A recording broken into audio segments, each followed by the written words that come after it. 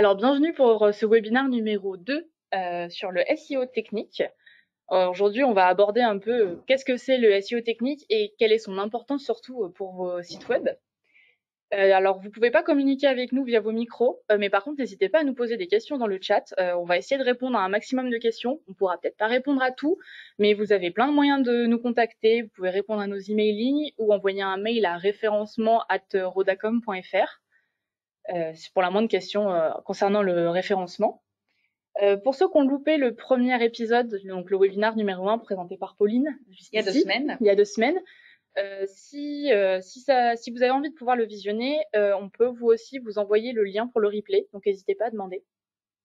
Donc le premier sujet de webinaire, c'était tout simplement sur la définition du SEO et qu'est-ce que ça impliquait quand on était agence immobilière ou agent immobilier, à quoi ça servait. Et donc là, on va rentrer aujourd'hui dans le dur du sujet. Dans le volet technique. Voilà. Donc vous inquiétez pas, la semaine dernière c'était pour expliquer le SEO, là c'est le SEO technique.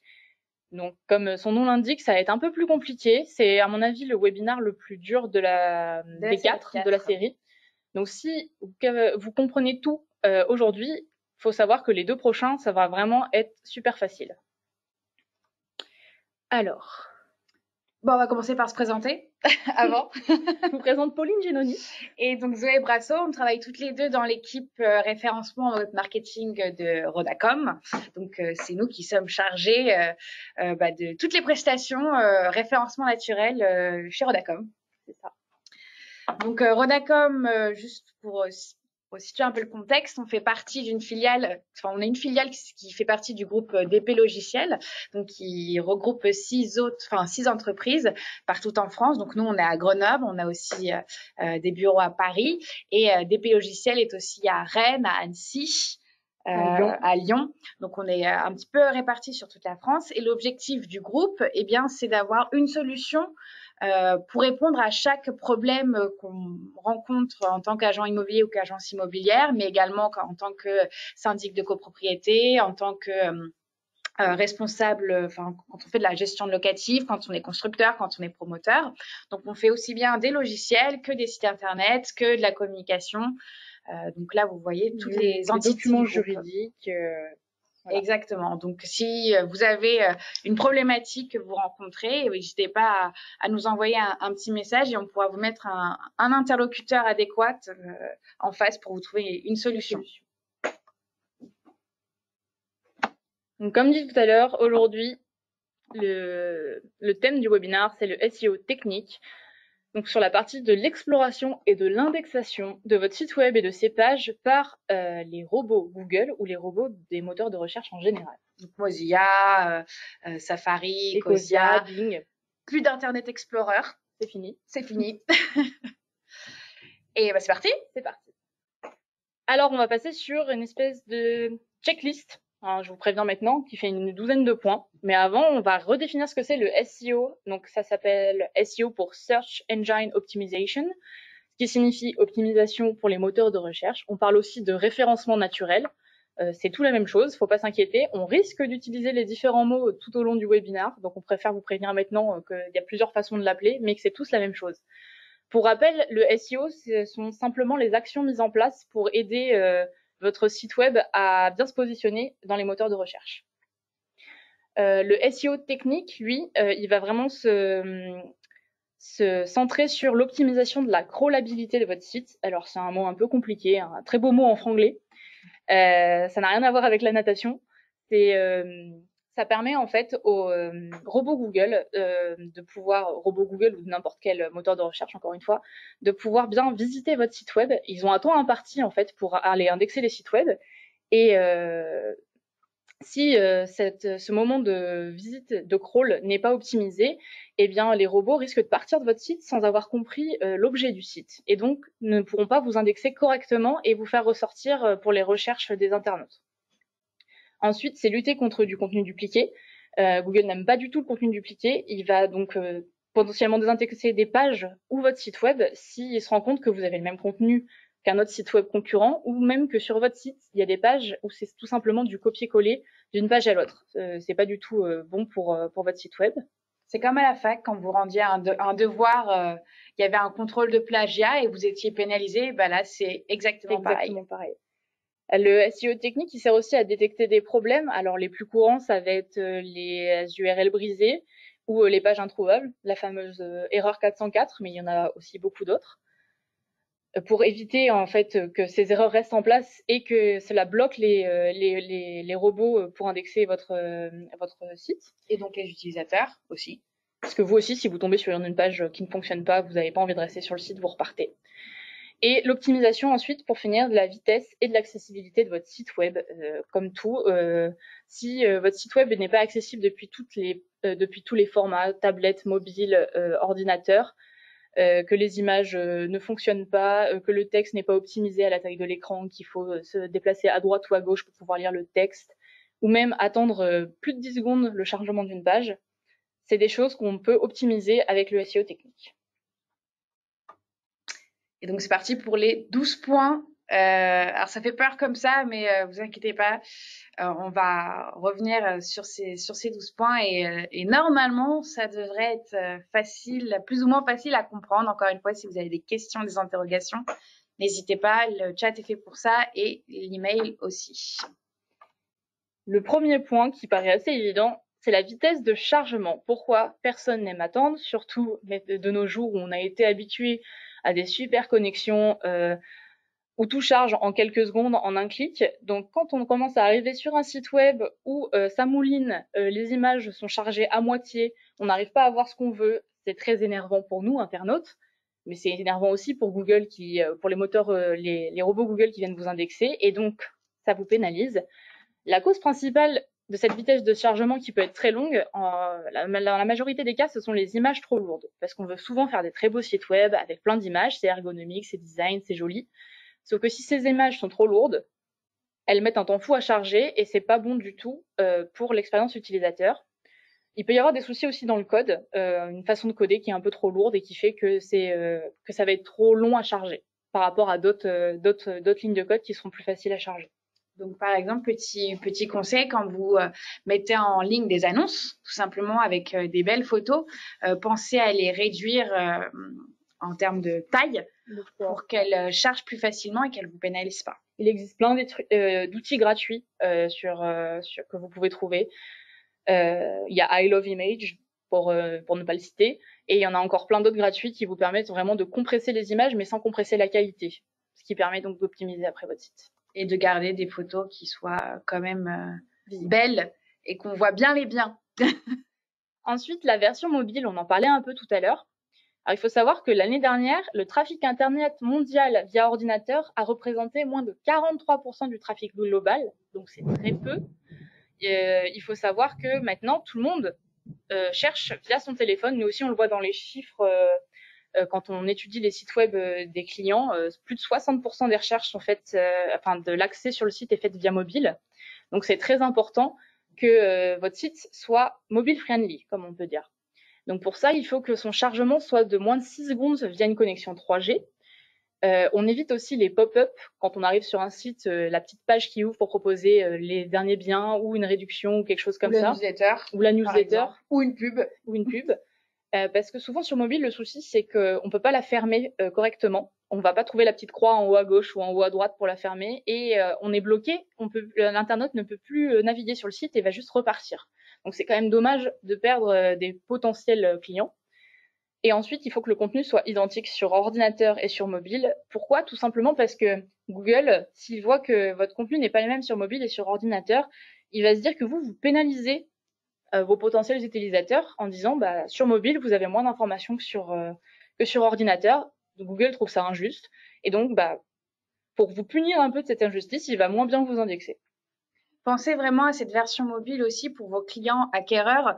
Souvent, quand on cherche un bien à louer ou à acheter, on va faire une recherche dans le bus, dans le métro, dans la salle d'attente chez le médecin. Et ces recherches, du coup, elles sont faites sur mobile. Donc, si votre site internet, il n'est pas du tout fait pour ce type de support, et vous passez à côté de prospects, mais en quantité assez importante. Le point suivant, c'est le domaine préféré. Alors, votre site internet, votre nom de domaine, c'est le nom que vous avez choisi pour votre site web. Donc là, on a pris l'exemple mon site, nous, c'est Rodacom. Vous, ça peut être aussi, ça sera le nom que vous avez choisi pour votre site web. Il faut savoir qu'il est accessible via 2 liens. Donc le premier, le https www. Et celui sans le www. En soi, il n'y a pas réellement de souci là-dessus. C'est juste que Google peut accéder à votre site via ces 2 URL. Et donc pour lui, ça va être 2 sites différents. Parce que Google est comme ça, il est assez binaire dans ses façons de fonctionner. Donc 2 URL différents égale 2 sites différents. Or, c'est la même chose. Et on a dit que Google n'aimait pas les contenus dupliqués. Donc vous voyez un peu où est le problème là-dessus. Il faut donc dire à Google quel est votre domaine préféré pour que lui sache que le deuxième, c'est le même site, c'est juste une page synonyme, que c'est la même chose, c'est pas du contenu dupliqué. Pourquoi faire? Ça va éviter les problèmes d'indexation donc de Google qui va bien comprendre que c'est la même chose et pas désindexer votre site. Et donc encore une, comme je l'ai dit, éviter le contenu dupliqué. Et parce qu'il existe encore des gens qui cherchent en fait directement l'URL dans la barre de recherche et qui vont pas juste taper votre nom dans Google. Donc c'est aussi pour ça que c'est important que Google comprenne bien que c'est bien les mêmes choses ces 2 sites et qu'il n'y ait pas d'erreur possible.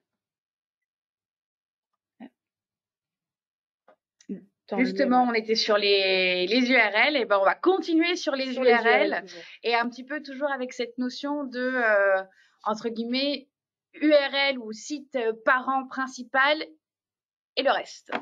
Une URL, c'est quoi? Tout simplement, c'est l'adresse d'une page de votre site.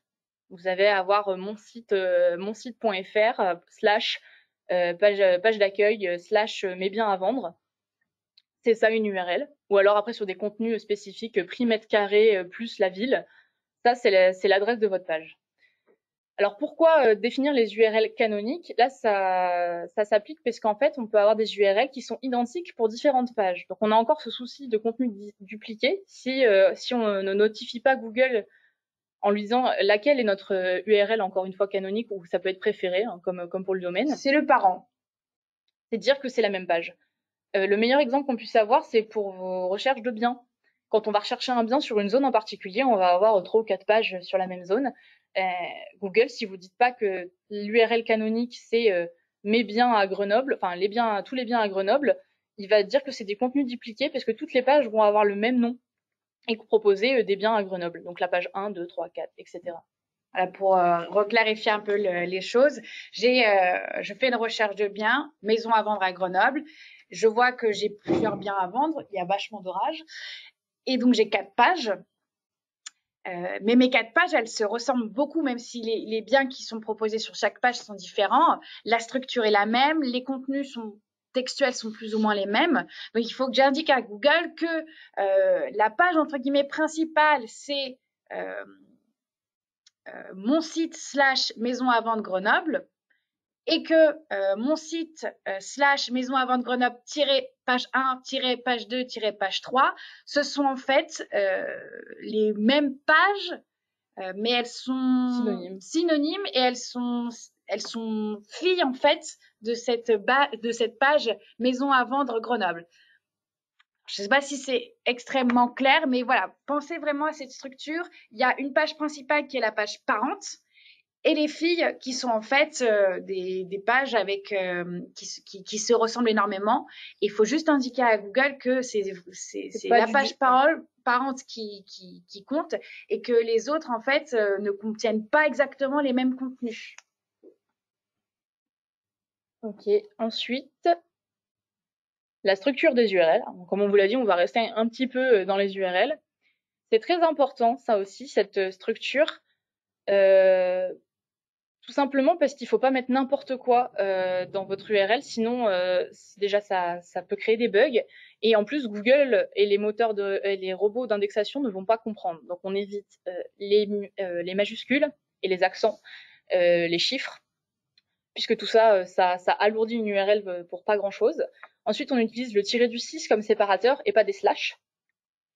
Et on évite les caractères ou les mots inutiles. C'est par exemple si j'écris un contenu sur qu'est-ce que le référencement naturel ou SEO, par défaut, mon URL va être qu'est-ce que le référencement naturel ou SEO avec des petits tirets entre chaque mot. Vous comprenez bien que c'est très long et qu'en plus, vous, si vous faites une recherche comme ça, vous allez jamais taper dans Google cette très longue phrase. En général, vous allez taper référencement naturel SEO et vous attendre à tomber sur des définitions et des explications. Donc c'est pour ça qu'il faut en fait optimiser cette URL et ne mettre que les 3 mots-clés du contenu que vous allez expliquer, donc qui sont référencement naturel SEO. Donc pour une agence immobilière, ça sera tout simplement maison ou appartement avec le nom de la ville par exemple et les prix. On n'ira pas dire quels sont les prix des T2 à Grenoble 38 000 parce que l'URL sera beaucoup trop longue. On sait qu'il y a encore des gens qui écrivent l'URL à la main dans les petites barres. Donc, si c'est très compliqué, très alambiqué, ça facilite pas l'atterrissage sur la bonne page. Ça multiplie les erreurs. Et ben, tout simplement, les robots Google, ils le prennent en compte. Il faut vraiment se dire que le robot Google, il est là pour voir si un site, il est facilement navigable.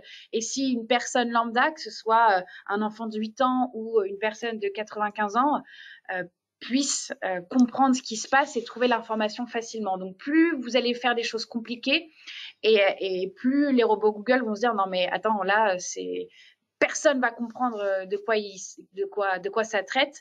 Je pénalise.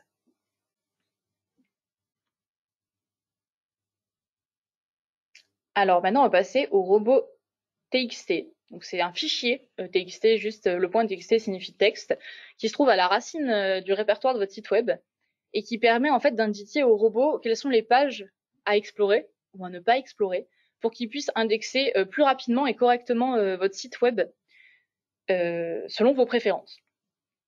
Donc bien sûr, là-dedans, on va avoir les informations des pages vraiment cruciales pour vous. Donc on va avoir votre page d'accueil, vos pages de biens, votre page estimation, puis de nouvelles pages qu'on va créer exprès sur demande quand on fait du référencement. C'est plutôt très simple d'utilisation et souvent il n'y a pas besoin de beaucoup l'optimiser. Nous, ce qu'on fait, c'est qu'on dit par exemple, on n'a pas besoin d'aller indexer la page 1, 2, 3, 4, 5 de recherche de biens ou toutes ces pages qui sont en fait des synonymes d'une recherche, d'une page canonique. Mais par contre, ça permet... je me suis perdue.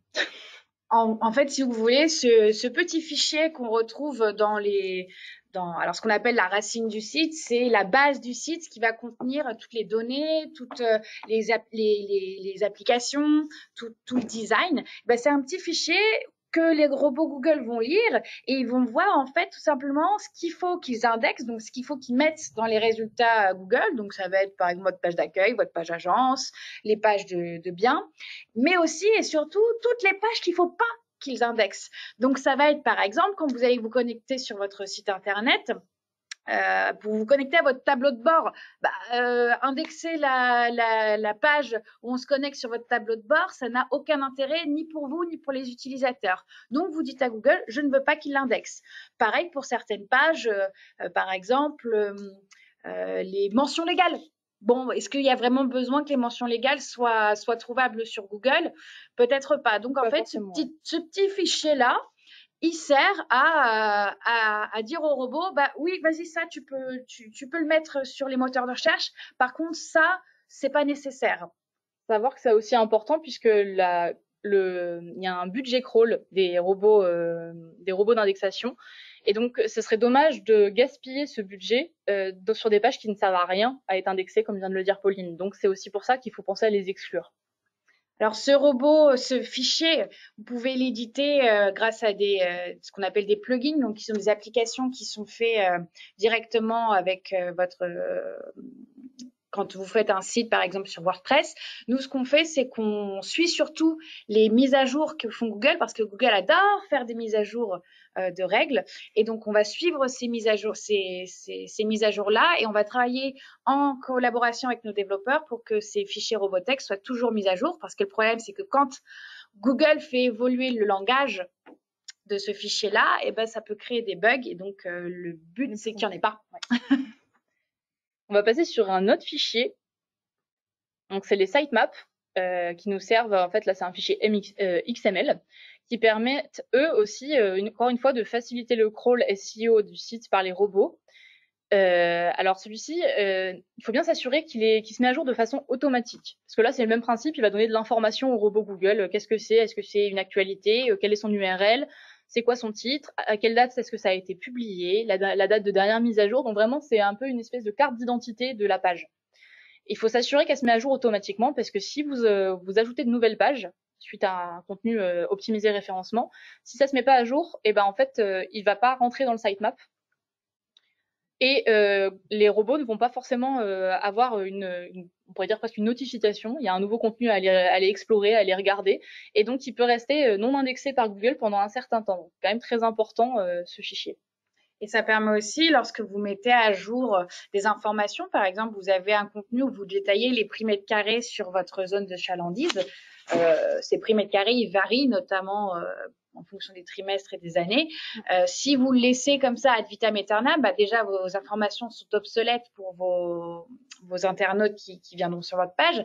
Mais Google, ça, il va le voir aussi que c'est obsolète, qu'il n'y a pas eu de mise à jour qui a été faite depuis longtemps. Donc, il va se dire, OK, l'information, elle est plus valable, donc je pénalise. Il faut vraiment voir le sitemap comme un plan de votre site avec les différentes informations, les différents pôles, et que lorsque Google il va lire ce fichier, hop, c'est super facile, il va avoir toutes les indications, tous les chemins, où ça mène, à quoi ça sert. Et donc si vous ne l'avez pas, bah vous facilitez pas le travail des robots, quoi. Le point d'après, c'est l'arborescence du site. En théorie, sur votre site web, toutes vos pages doivent être accessibles en 3 clics. 3 clics, ça semble très peu, mais c'est aussi ça le travail de référencement et d'optimisation technique, enfin de SEO technique, c'est de pouvoir permettre à l'internaute de visiter un maximum de pages en un minimum d'actions sur votre site. Pourquoi faire? Juste pour qu'il reste plus longtemps. Parce que plus longtemps un visiteur reste et est actif sur votre site, visite vos pages, lit du contenu, plus en fait il est nourri et donc il passe de prospect à de plus en plus à client. Le meilleur exemple, par exemple, c'est pour l'acquisition de mandats. Il va chercher prix mètre carré, on va prendre l'exemple du prix mètre carré, un prix mètre carré Grenoble, il va arriver sur une page qui est optimisée SEO sur ce terme-là, où on va lui expliquer les différents prix mètre carré à Grenoble à la location selon la taille du bien, etc., etc. On va aussi lui expliquer à quoi ça sert de se faire estimer un bien par une agence immobilière. On va lui proposer de cliquer sur un formulaire d'estimation en ligne où il peut donc remplir ses informations. Et ensuite, il peut envoyer son formulaire. Donc, on voit qu'en fait, il a fait sa recherche, il a cliqué sur votre site pour arriver sur votre page, où il a eu ses informations sur le prix mètre carré. Il a cliqué sur le formulaire pour aller voir un peu plus loin comment avoir cette information. Puis il a cliqué sur, il vous a envoyé cette information. Donc on est en moins de 3 clics. Vous avez vous avez un vrai prospect qui vous a donné ses informations de contact, son email, peut-être son numéro de téléphone, grâce à du SEO et au fait que les pages de votre site soient facilement accessibles les unes entre les autres. Petit tips pour ça, Google aime beaucoup quand on laisse les archives publiques et qu'on a plusieurs catégories. Pour un site immobilier, ça se représente par laisser la petite étiquette bien vendu ou archive. Et donc, dans les catégories, on peut avoir les biens coup de cœur, les biens de prestige, les nouveautés, les investissements.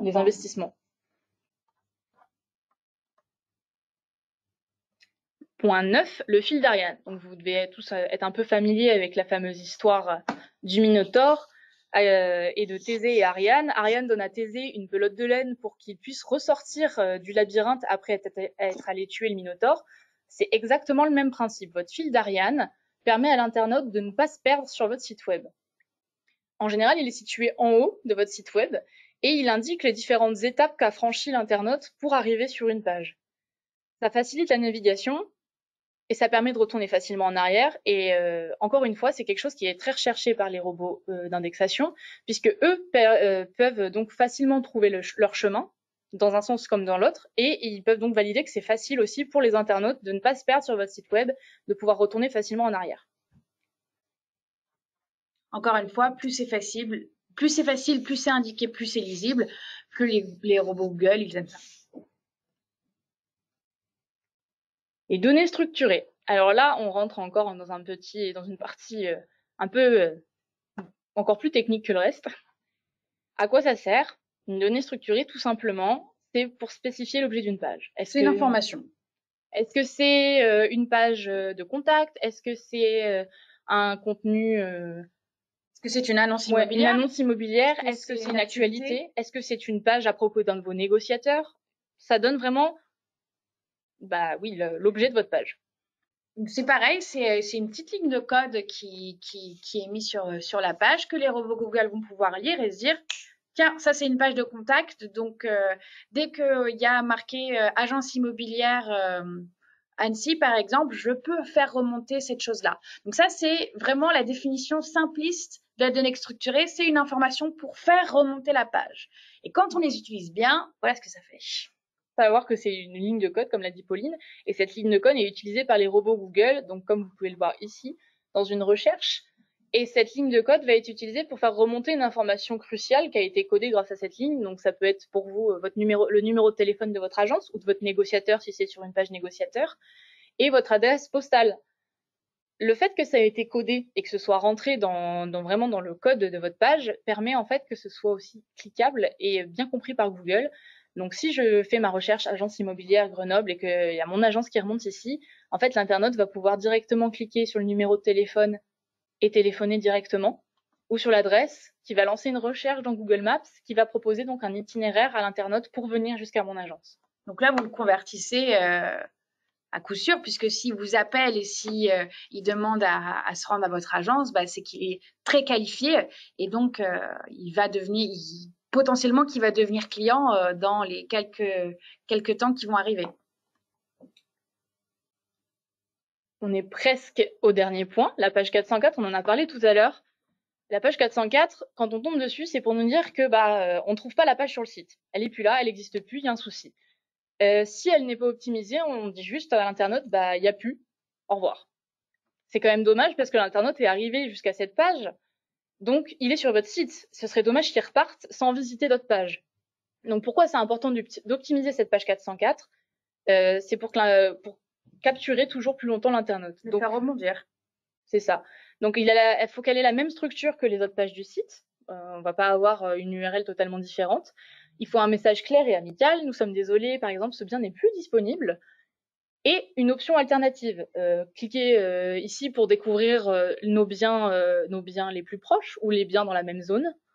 Et il faut aussi que ce soit facile de retourner à la page précédente ou à la page d'accueil, par exemple, pour relancer une recherche ou découvrir autre chose. Encore une fois, là, le fil d'Ariane peut aider, puisqu'il sera affiché aussi normalement en haut de cette page-là.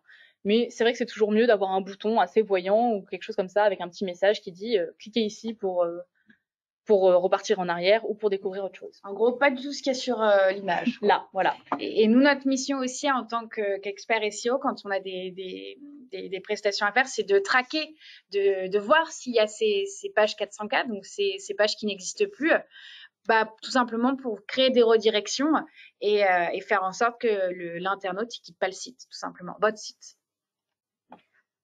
Le dernier point de la checklist, le site sécurisé. Comme vous le savez forcément, la confiance est très importante avec votre client ou votre potentiel client. Et le site sécurisé, c'est un gage de confiance puisque vous prouvez à l'internaute que vous possédez un certificat SSL qui en fait prouve que toutes les données qui transitent sur votre site sont sécurisées et ne peuvent pas être piratées très facilement. Alors ça fait quand même un moment que c'est devenu obligatoire. À un moment, ce n'était pas obligatoire, mais maintenant, c'est une exigence Google. Si vous n'avez pas de certificat SSL et que votre site n'est pas sécurisé, vous n'êtes plus indexé par Google. Donc, c'est quand même crucial de bien faire ce point-là. C'est très facile de vérifier si vous êtes sécurisé. Dans la barre de recherche de votre moteur, la ligne où il y a l'URL, vous voyez un petit cadenas où il y a aussi dans l'URL, sinon le S ici, qui signifie sécurisé dans le HTTP. Ce qui est important aussi à noter, c'est par exemple lorsque vous voulez mettre un lien vers votre site internet, par exemple depuis votre page LinkedIn, veillez bien à ce qu'il y ait ce petit S de HTTPS et pas juste HTTP.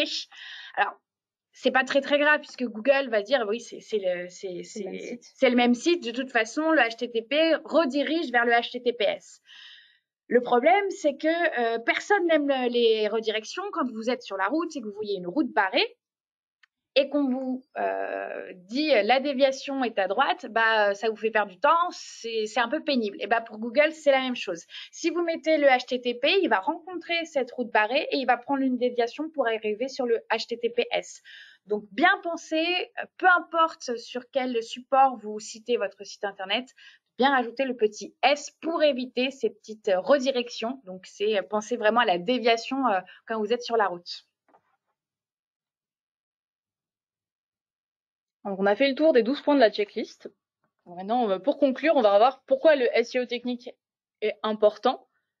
Donc, il apporte d'abord, le SEO technique est important parce que s'il n'est pas bien réalisé, il fait perdre de la pertinence à votre site. Les robots vont passer sur votre site, ils vont pas comprendre où est-ce qu'il faut aller, où se trouve l'information.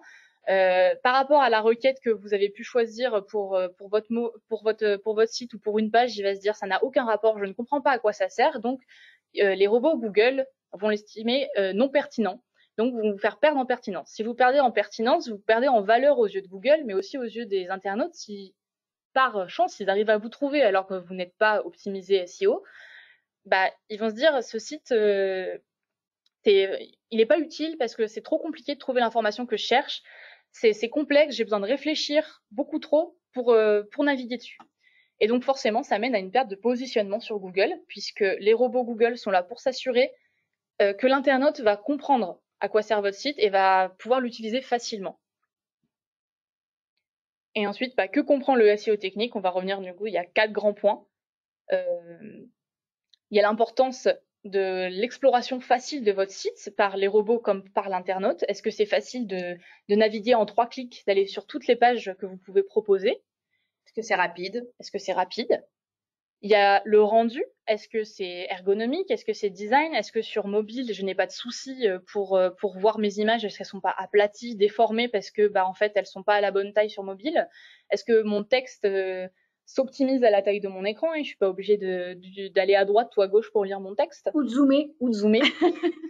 Il y a l'indexation, comme on l'a dit plus d'une fois, pour les robots Google, qui sert en fait à être trouvé. Et ça, c'est très important. C'est toute la partie qui ne se voit pas, mais qui fait que l'internaute va vous trouver. Si cette partie-là n'est pas faite, c'est très compliqué. Et ensuite, il y a encore une fois l'architecture qui va un peu de pair avec l'exploration, parce que si l'architecture est bien faite, c'est facile d'explorer votre site. Et puis, on va vous donner rendez-vous pour les 2 prochains. Ouais. Le prochain webinaire, donc, c'est écrire pour convertir, attirer des clients avec un contenu pertinent, qui sera animé par Pauline, ici, et Romain. Elisa. Elisa qui va m'accompagner. Qui va l'accompagner.